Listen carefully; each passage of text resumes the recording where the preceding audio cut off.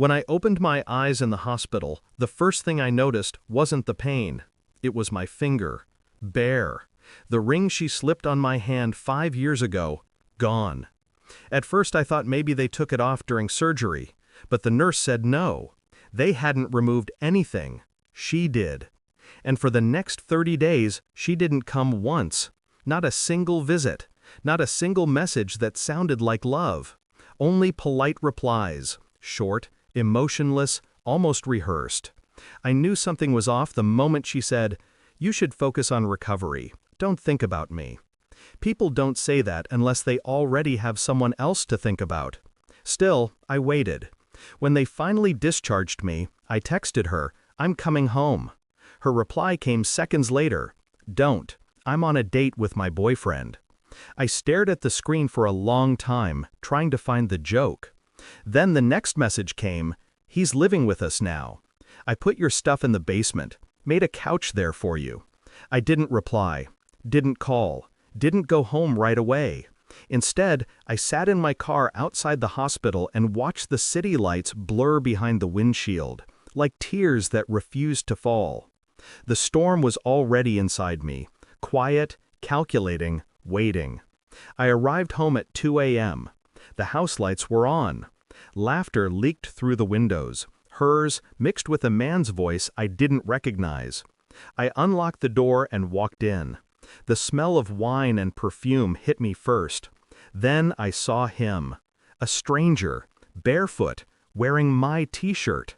She froze when she saw me, half drunk, guilty, pretending not to be.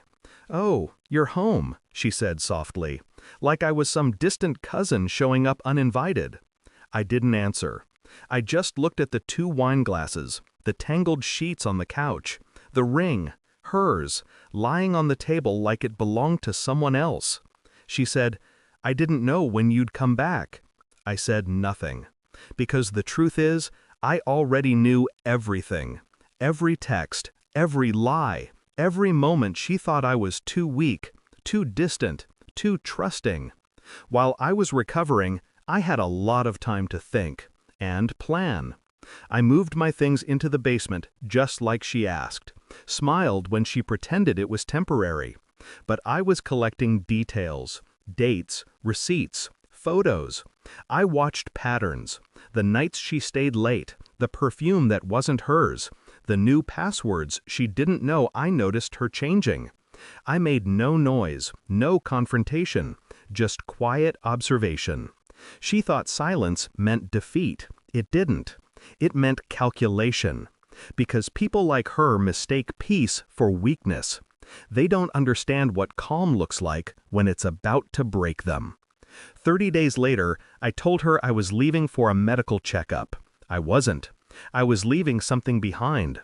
A small box, neat, wrapped in plain paper, placed right in the center of the bedroom, where they spent their nights pretending I didn't exist. Inside that box were photos, screenshots, and one small flash drive labeled "Play Me." On it, a compilation. Her recorded calls, her texts, her laughter, his voice, everything. But the last clip was of me, sitting in the hospital bed, speaking calmly into the camera. "I know what you've been doing. You can have him, but understand something.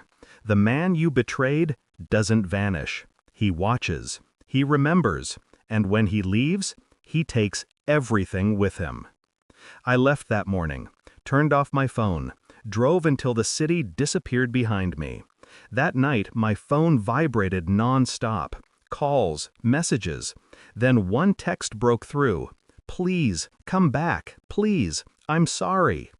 I didn't open it. Didn't need to. Because I knew what she saw. The letter I'd left with the box. It wasn't a confession. It was a notice. Everything she owned, the house, the car, the accounts, were in my name. She never changed them. I had transferred it all that morning. She had taken my ring off. I took her world. Now, weeks later, I still wake up sometimes thinking about that moment. The message, the panic in her voice when I finally blocked her. People say revenge feels good. They're wrong. It doesn't feel good. It feels quiet, like closing a door in a burning room and walking away before the smoke reaches you. No anger, no joy, just silence. She wanted freedom. Now she has it, surrounded by the ashes of everything she thought she controlled. And me? I don't miss her, not anymore. Because when someone takes off their ring, they don't just remove a symbol, they remove you.